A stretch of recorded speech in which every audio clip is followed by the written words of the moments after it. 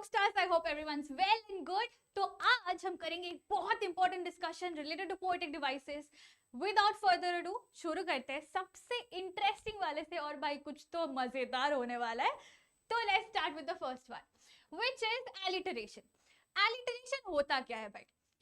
Same और initial consonant sound repeats in more than one word in a sentence. मतलब हमारा जो word start होता है, multiple words same consonant sound से बिगिन होता है. एक एग्जांपल देख लो, big black bug bit big black bear. So ब ब ब ब इनिशियल साउंड्स ना, उनके पोजीशनिंग देखो एकदम स्टार्ट में ही आता है हर एक वर्ड के. सो that is what alliteration is. इतना सिंपल है. अभी देखो इतने सिंपल चीज को मैं किसी से बुलवाऊंगी, कैसा लगता है?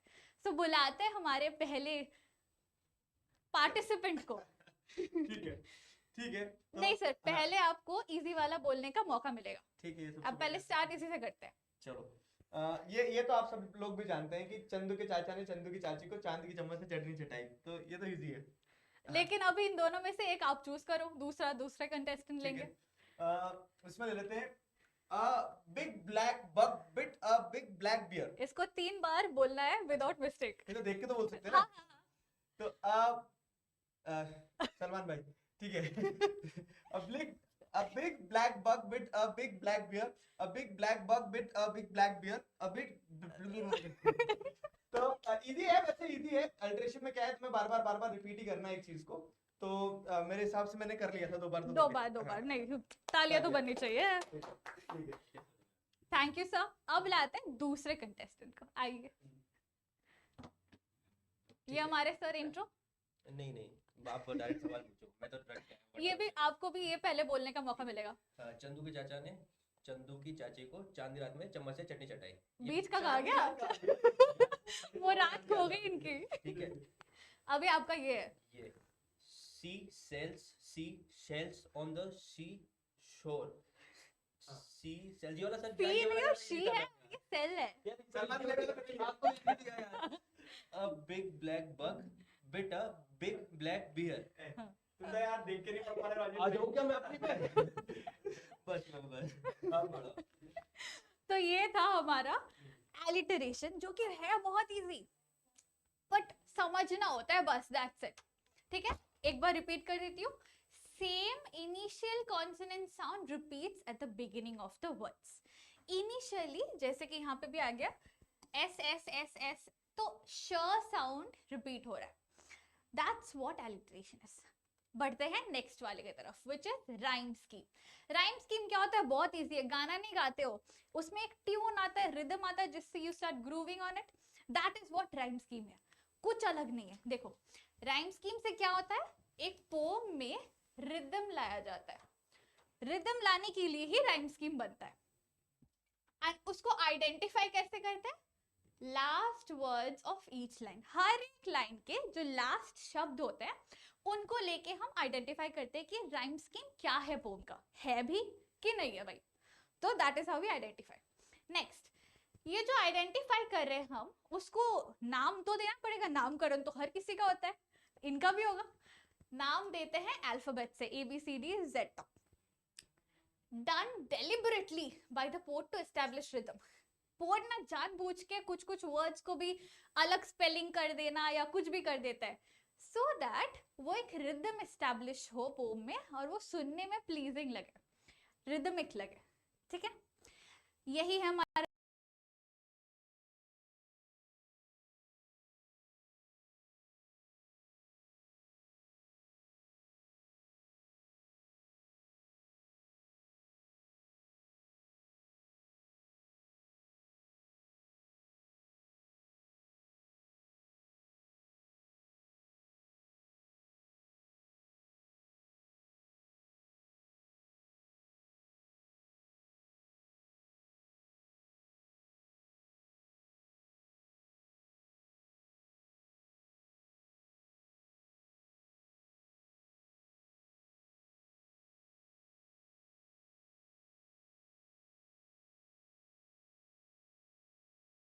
अब नाम कैसे करना होता है? अल्फाबेट से.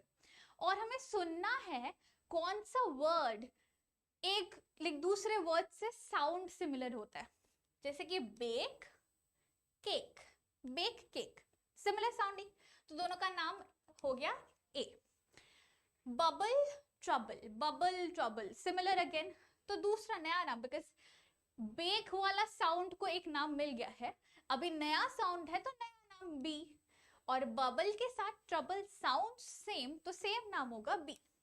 दस the rhyme scheme of these 4 lines को क्या हम बोलेंगे, ए बी बी। ये हो गया हमारा राइम स्कीम इन चारों लाइन का।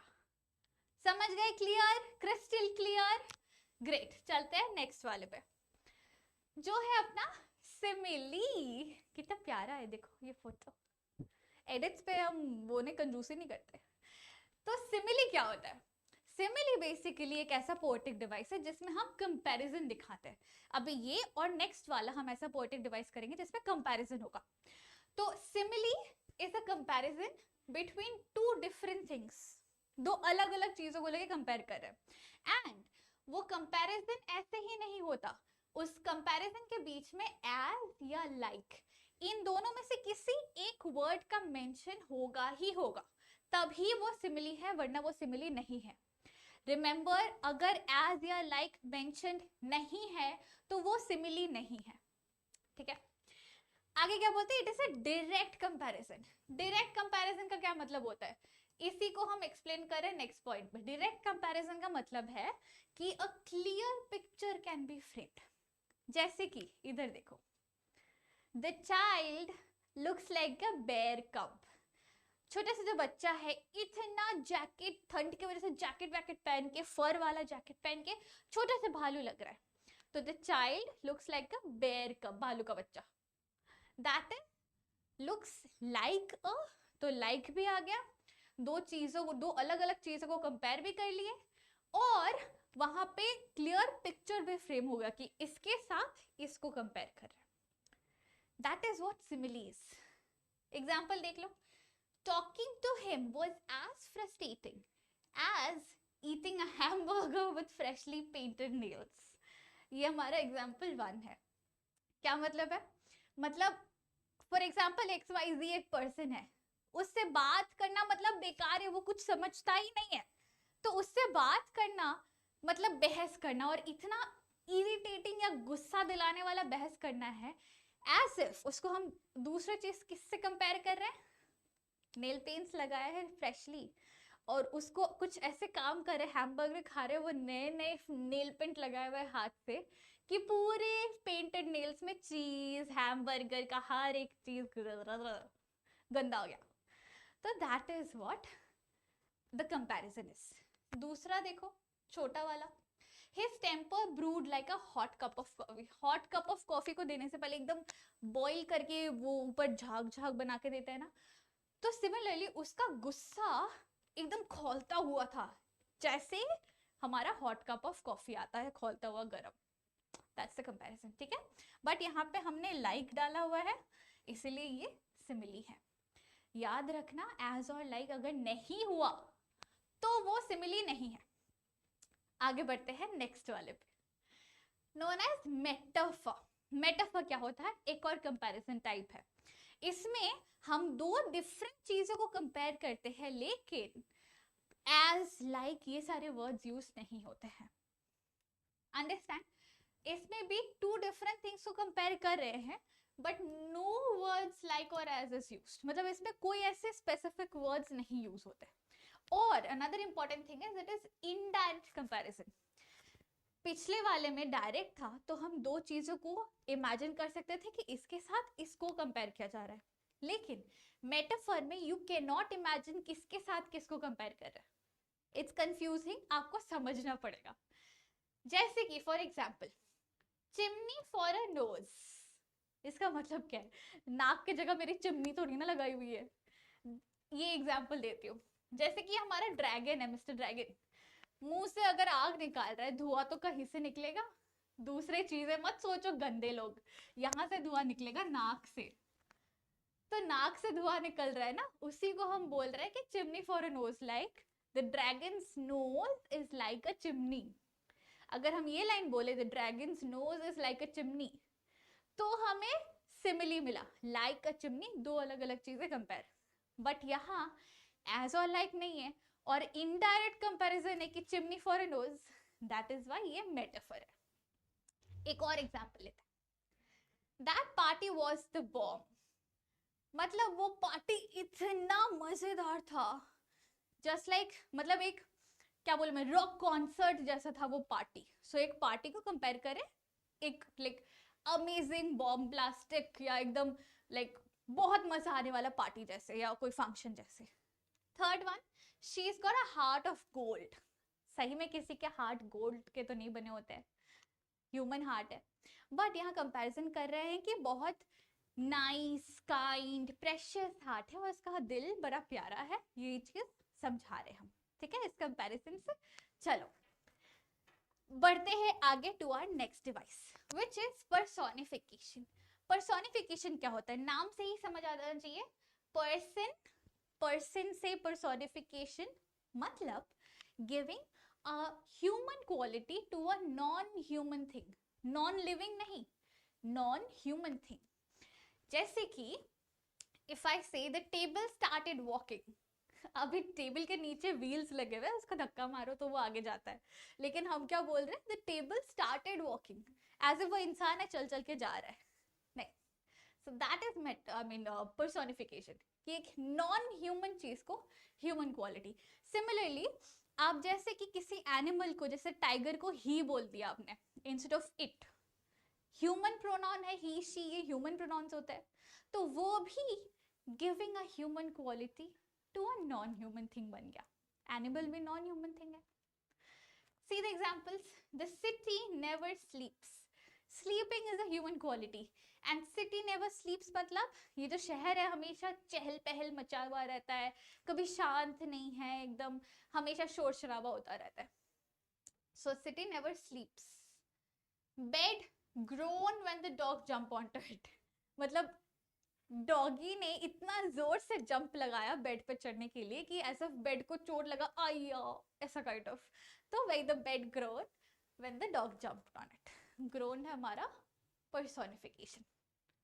चलो बढ़ते हैं आगे, आ गया हमारा रेपिटेशन, गोरी गोरी गोरी गोरी एनीवेज, तो रेपिटेशन क्या होता है, रेपिटेशन मीन्स व्हेन हम एक वर्ड या एक फ्रेज को मल्टीपल टाइम्स रिपीट करते हैं through a poem, I mean एक सेंटेंस में या थ्रू आउट द पोम में। जैसे for example home sweet home, यहाँ पे एक वर्ड होम और होम दो जगह पे लिखा हुआ है, सेम वर्ड को दो बार यूज किया, दैट इज रेपिटेशन।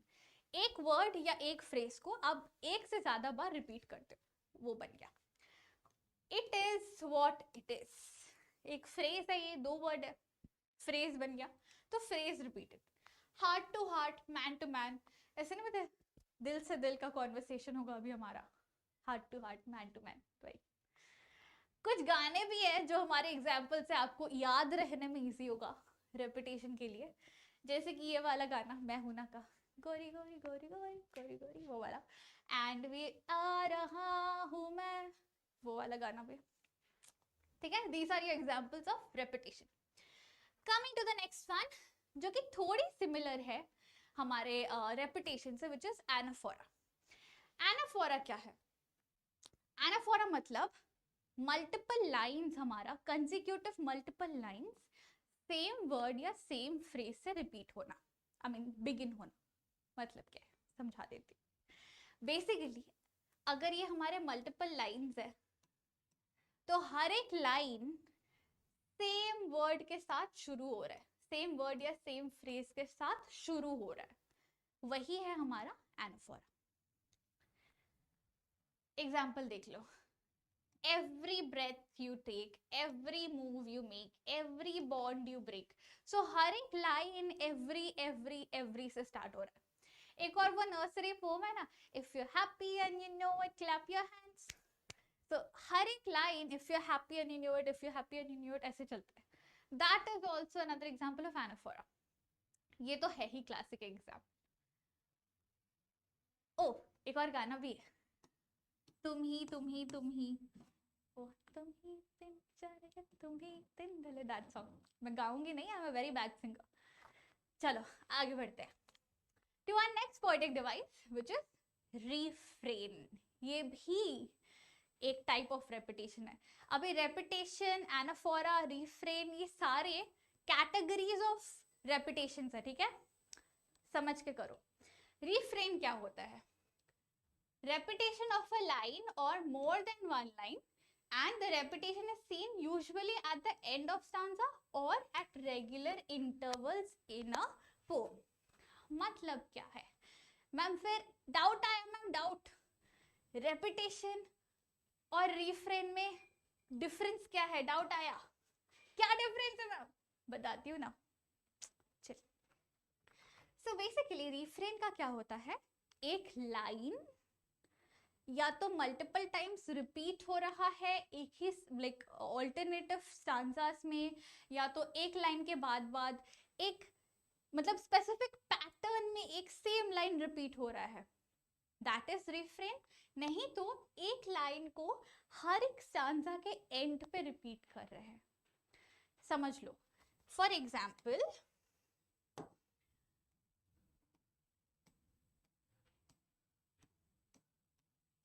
ये दो हैं हमारे स्टांजास. ठीक है, अब रिफ्रेन में क्या होगा? दो ऑप्शंस है हमारे. एक, लास्ट लाइंस रिपीट होंगे दोनों स्टांजा के, या मल्टीपल स्टांजास के लास्ट लाइन सेम है, वो बन गया रिफ्रेन. नहीं तो और एक क्या हो सकता है? एक बार यहाँ आया, फिर एक लाइन गैप यहाँ आया, फिर एक लाइन गैप यहाँ आया, फिर एक लाइन गैप, हर एक लाइन गैप कर करके सेम लाइन रिपीट हो रहा है, रेगुलर इंटरवल में आ रहा है. ये दोनों पॉसिबिलिटी है रिफ्रेन का, जहां एक लाइन रिपीट होता है, एक वर्ड नहीं, एक लाइन पूरा रिपीट होता है. That is refrain. ठीक है, एग्जांपल्स देख ले. Water hollows stone, wind scatters water, stone stops wind, water wins stone. Again, wind carves stone, stone's cup of water, water escapes and is wind. एक second, stone, wind, water. So ये जो line है इधर भी same line है. So repeating the same line at the end of multiple stanzas is your refrain इस poem के लिए. ठीक है, यहाँ पे भी एक ऑप्शन है. I am with you in Rockland where you are madder than I am. I am with you in Rocklin where you must feel very strange. I am with you in Rocklin. So I am with you in Rocklin जो line है, इसको हम multiple times regular pattern में repeat कर रहे हैं, हर alternative lines में आ रहा है. ये भी एक एग्जांपल है रिफ्रेन का. To clarify once more, repetition क्या होता है? एक वर्ड या दो तीन वर्ड का एक फ्रेज अलग अलग जगहों में पूरे पोम में रिपीट होता है. डायग्राम से समझाऊं अगर, रेपिटेशन क्या होता है? एक वर्ड कभी यहाँ कभी यहाँ कभी यहाँ अलग अलग जगह में रिपीट होता है. रिफ्रेन क्या होता है?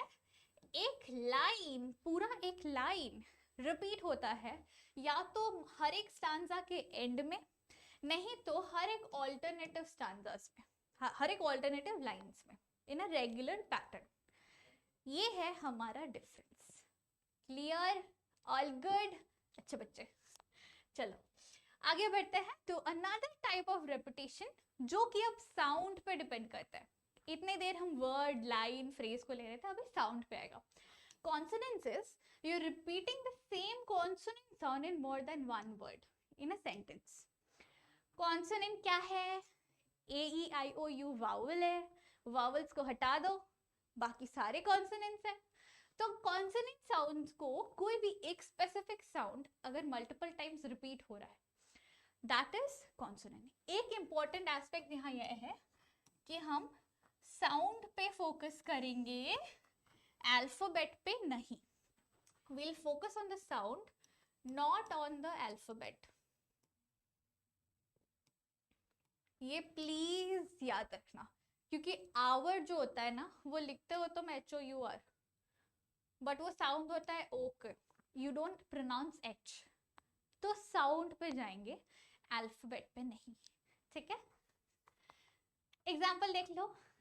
Mic like his new bike. तो यहाँ पे आई का साउंड आई का साउंड क्यों रिपीट हो रहा है? एक सेकेंड. हाँ, माइक लाइक्स, के का साउंड रिपीट हो रहा है. Mike likes his new bike. क sound is repeating. Next one, I will crawl away with the ball.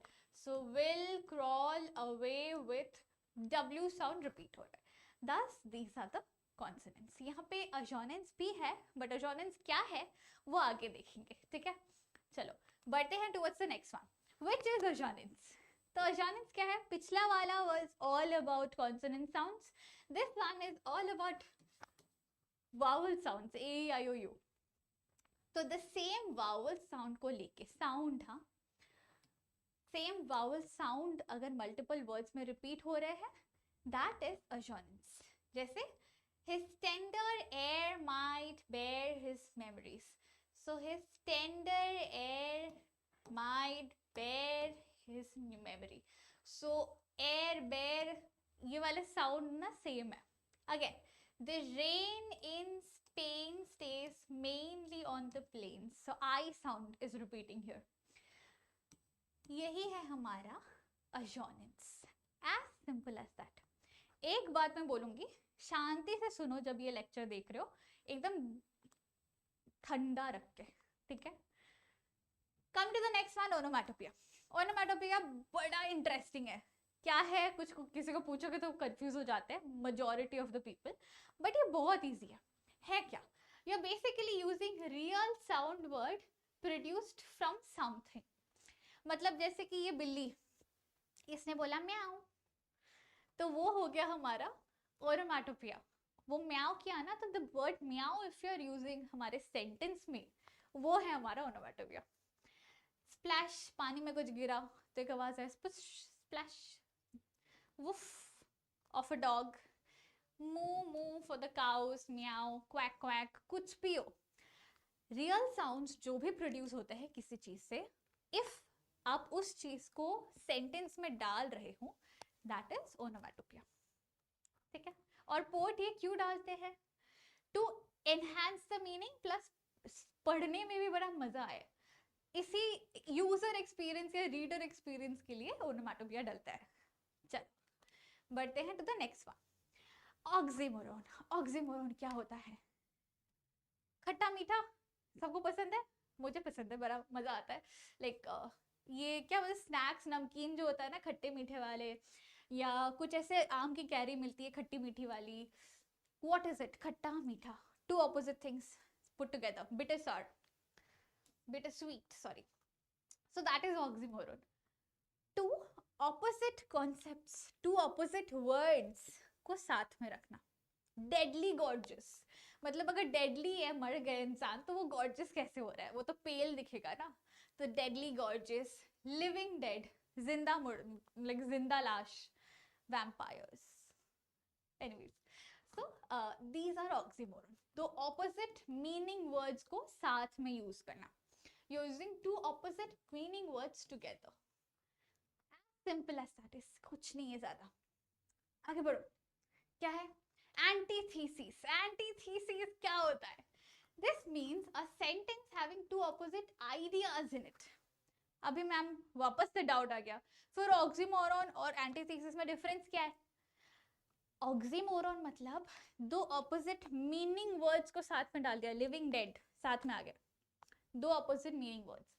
Antithesis का मतलब है two opposite concepts, meaning word नहीं, दो अलग अलग कॉन्सेप्ट्स को एक सेंटेंस में प्लेस करना. जैसे कि फायर एंड आइस. ऐसा नहीं कि साइड बाय साइड हम फायर आइस नहीं लिखे हैं. We are not writing fire ice like this, fire and ice लिखे हैं. तो we are not putting two opposite words together, we are using two opposite concepts एक सेंटेंस में साथ में. It was the best of times, it was the worst of time. तो दो opposite concepts को हम एक सेंटेंस में साथ में लिख रहे हैं. ये है हमारा एंटीथीसिस, और यही है डिफरेंस एंटीथीसिस और ऑक्सीमोरॉन में. ठीक है, चलो आगे बढ़ते हैं. आयरनी. आयरनी मतलब क्या है? हम बड़ा सरकाज़म नहीं करते लाइफ में, किसी ने कुछ बोल दिया सरकास्टिक कमेंट पास कर देते हैं, वही को उसी चीज को आप आयरनी भी बोल सकते हो पोम में. आयरनी का मतलब है हम जो बोल रहे हैं और हम जो मीन कर रहे हैं दोनों अलग होता है।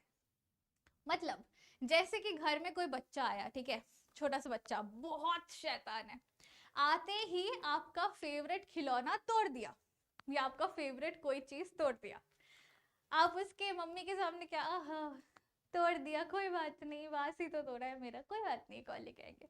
अंदर ही अंदर आप ये मेरा वास तोड़ दिया बदमाश बच्चा कहीं का। That is irony.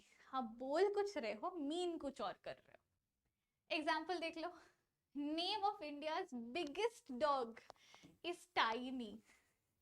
सबसे biggest dog in the world का नाम है Tiny. Butter is as soft as a marble piece. मतलब सोचो, जो बटर है वो एक्चुअली बहुत सॉफ्ट होता है खाने के लिए, राइट, बट ये इतना सॉफ्ट है कि मार्बल पीस जैसा किसी के सिर में पटको तो उसको चोट लगे। मतलब समझो इतना हार्ड है, यही बोलना चाह रहे हैं। So marble as soft as a marble piece, मतलब butter as soft as a marble piece, मतलब बटर इतना हार्ड है कि वो मार्बल जैसा फील हो रहा है, इतना strong and hard. That's it about irony. Next वाले पे आता है अल्यूजन। अल्यूजन क्या है, बड़ी प्यारी सी पोएटिक डिवाइस है ये। क्या है? It is the indirect reference to a person, place, animal और थिंग। मुझे नहीं पता how many of you have played this game, but मैं अपने बचपन में तो काफी खेलती थी वो नेम प्लेस एनिमल थिंग वाला गेम। एक अल्फाबेट ले लिया किसी ने, उसी से नाम प्लेस एनिमल थिंग लिखो, जिसने पहले बोल दिया और अगर मैच नहीं किया तो हाईएस्ट पॉइंट। पता नहीं कितने लोगों ने खेला है, बट सिमिलर टू दैट है ये। क्या है? अल्यूजन मतलब पास्ट के कोई भी वेल नोन कैरेक्टर या वेल नोन प्लेस या वेल नोन थिंग को लेके अगर हम पोम में मेंशन कर रहे हैं। जैसे Rose is a real Einstein, so Einstein is a past character, is not living anymore. उनको हम एज अ रेफरेंस यूज कर रहे हैं, रोज कितने इंटेलिजेंट है वो दिखाने के लिए। सो वो बन गया हमारा allusion, indirect reference to a figure in the past. Similarly, you have Rapunzel hair. Rapunzel के बाल बहुत लंबे थे ना, दैट इज द रेफरेंस कि इसके बाल भी बहुत लंबे हैं Rapunzel जैसे। तो Rapunzel है हमारा पास्ट फिगर का रेफरेंस। Good to go. चलो नेक्स्ट वन, इमेजरी। इमेजरी क्या होता है? बहुत इजी है। ये जो हमारा पिक्चर दिख रहा है, कोई भी हमारे 5 सेंसेस को लेके, कोई भी एक किसी एक को लेकर आप इमेजिन कर रहे हो पोर्ट ने लिखा क्या है। फॉर एग्जाम्पल आप विजुअलाइज कर रहे हो आई साइट के सेंस को लेके कि पोर्ट ने लिखा है ऐसे पहाड़ है, ऐसे पानी नदी बह रही है, वगैरह वगैरह। उन्होंने कुछ ऐसा लिखा पोम में कि शी स्मेल्स लाइक रोजेस। तो आपको इमेजिन क्या होगा अपने स्मेल सेंस से कि अच्छा रोज तो मैंने स्मेल किया हुआ है, मतलब उसका परफ्यूम रोज वाला फील होता है। तो आपको अपने सेंसेस से यू कैन रिलेट या इमेजिन कि बोला क्या जा रहा है। That is exactly what imagery is. See the example, she smells like a garden of roses. Blanket is as soft as rabbit fur. तो रैबिट के फर या बॉडी बहुत सॉफ्ट होते हैं, तो उनका जो ब्लैंकेट उन्होंने लिया है, फॉर एग्जाम्पल परचेज किया है, वो भी उतना ही सॉफ्ट है रैबिट के बॉडी जैसा। How can you imagine this? Using your touch sense. Softness तो टच से ही फील होगा ना। Similarly, as they sat on the soft, sugary sand beach waiting for the sunset, the sinking sun shimmered on the water as the blue sky transformed into various shades of purple and pink. ये पूरा जो है ना third example, ये हमारा vision का है। The third one entirely, अगर आप सोचो इसको, आप विजुअलाइज कर सकते हो कि आप बीच में बैठे हो, सनसेट का पिक्चर है सामने, यू आर विजुअलाइजिंग इट, पूरा इस वर्ड बाय वर्ड पढ़ के आप इमेजिन कर सकते हो। That is all about imagery. इतना ही सिंपल होता है पोएटिक डिवाइसेस, बेकार में हाइप बना के रखे हो। Next one is hyperbole. Very interesting. क्या है? It deals with exaggeration and extreme exaggeration of something to bring emphasis to it. मतलब किसी को ऐसे हंसते हुए देखा कि पूरा घर हिलने लगे? नहीं ना। एक पोम है हमारा अमेंडा, उसमें ऐसा दिखाता है कि अमेंडा नहीं, sorry, custard the tale of dragon. उसमें जो लड़की है वो इतने जोर से हंसती है कि पूरा घर हिलने लगता है. सो that is the reference of hyperbole. Hyperbole ये होता है किसी चीज को इतना बढ़ा चढ़ा के बोलना कि वो अनरियलिस्टिक लगे कि भाई ये तो फेक रहा है. She laughed so loud that the house started shaking. This is the worst biryani in the whole world. मतलब इतना exaggerate करके बोल दिया. पूरे दुनिया में घूम के थोड़ी ना बिरयानी खाई हुई है. जितना अपने जगह में रह के अपने सिटी में रह के खाया है उसी के एक्सपीरियंस से बोल रहे हैं कि बहुत गंदा है. लेकिन ऐसे बोल रहे हैं जैसे पूरे दुनिया घूम के बिरयानी खा कर आए. So that is hyperbole. Exaggerate करना जैसे कि unreal लगे. आगे बढ़ते हैं. Next one is apostrophe. Apostrophe क्या होता है? Apostrophe means the poet addresses to an absent figure. That is, the speaker talks to a person who is not present or not present, not absent नहीं, who is not present in the scene. Who is not present in the scene. Basically, कोई अगर ऐसा figure है हमारे pome में जिसे हम जानते ही नहीं है एज अ कैरेक्टर, सिर्फ पोएट किसी से बात कर रहे हैं इतना पता है, तो दैट इज हमारा एपोस्ट्रोफ. अननोन पर्सन का प्रेजेंट होना इन द पोम. मतलब पोएट किसी से बात तो कर रहे हैं लेकिन किससे कर रहे हैं, वो एब्सेंट है, वो एक साइलेंट व्यूअर है, ऑडियंस है, किसी से तो बात कर रहा है ना poet. That is apostrophe. See the example, जो हमारा स्टोरी है रोमियो जूलियट, वहां पे जब जूलियट रोती है, रोमियो ओ रोमियो ऐसे करके चिल्लाती है ना, जैसे रोमियो सामने खड़ा हो नहीं थी.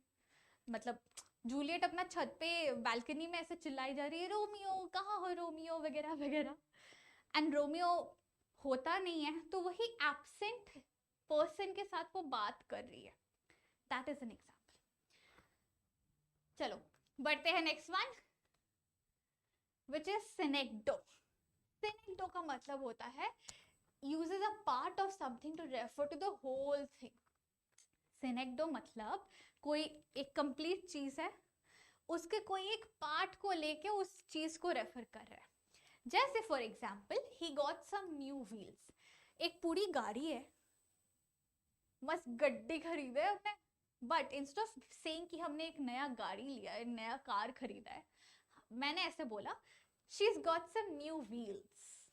मतलब उसने एक नई कार खरीदी है. एक और example, she knows to play the strings well. यहाँ पे strings is referring to guitar. That is all about it. इतना ही इजी होता है. हम हाइप अप कर देते हैं इतना कि पोएटिक डिवाइसेस नहीं आता मैम, इतना हार्ड होता है. सिंबॉलिज्म. सिंबॉलिज्म क्या होता है? This means when you are bringing one thing, और उस एक चीज को लेके आप एक सेट ऑफ आइडिया रिप्रेजेंट कर रहे हो. मतलब जैसे मैंने बोला द कलर व्हाइट, उससे क्या रिप्रेजेंट होता है? फ्रीडम, पीस, शांति. The colour red, bringing danger या love. The colour black, evilish कुछ. तो दैट इज व्हाट, हम सामने एक कलर रख रहे हैं बट उसके पीछे एक सेट ऑफ आइडिया है. That is symbolism. ऐसे एग्जाम्पल देख लो, और डव टू रिप्रेजेंट पीस और इनोसेंस. डव बर्ड है ना, डव शैम्पू नहीं, डव बर्ड. तो डव बर्ड को हम पीस के लिए रिप्रेजेंट करते हैं. लिपस्टिक, लाइक एकदम डार्क बोल्ड लिपस्टिक अगर कोई लगाता है तो what does it symbolise? Symbolise करता है स्ट्रेंथ इन अ वुमन, कि I am a very strong bold woman wearing a dark lip shade. That is about symbolism. आगे बढ़ते हैं टू मेटोनॉमी.